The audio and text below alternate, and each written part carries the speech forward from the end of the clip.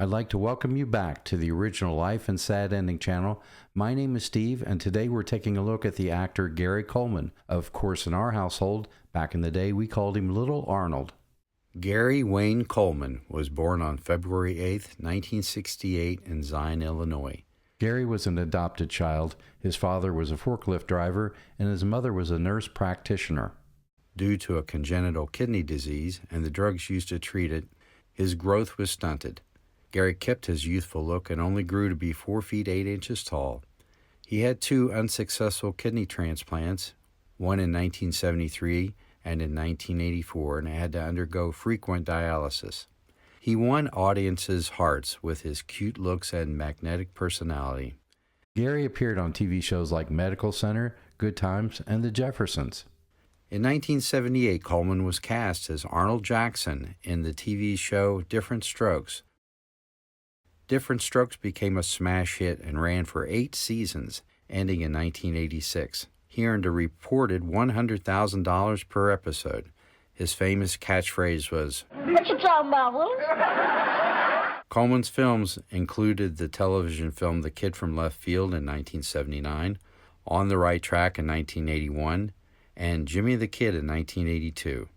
Similar to other child actors like Jackie Coogan, Coleman was left with little money after paying his parents, taxes, lawyers, and advisors. Like Coogan, Gary eventually sued his parents and former advisors, winning a $1.3 million settlement in 1993. In 1998, Coleman was arrested and charged with assault while working as a security guard. In court, he testified that he was threatened and simply defended himself. Coleman received a suspended jail sentence and was required to take anger management classes. In August of 1999, Coleman filed for bankruptcy, partially due to his medical expenses. In 2007, Coleman married the much younger actress Shannon Price.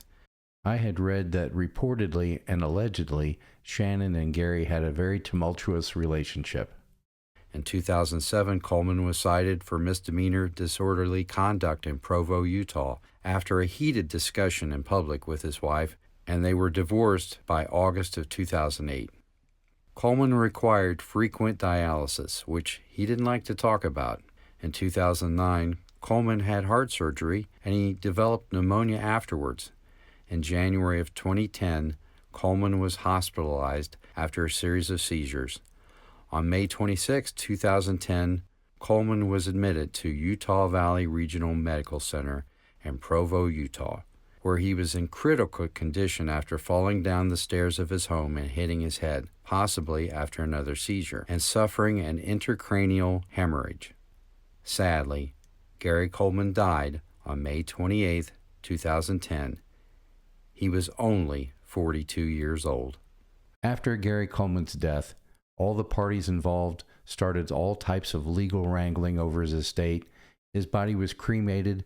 I don't believe there was a service, and to this day, I don't know if it's known where his ashes are. So it is really a sad story. Well, thanks again for watching my video. I do appreciate it. I read every comment, and I'll see you again next time, unless I come to my own sad ending.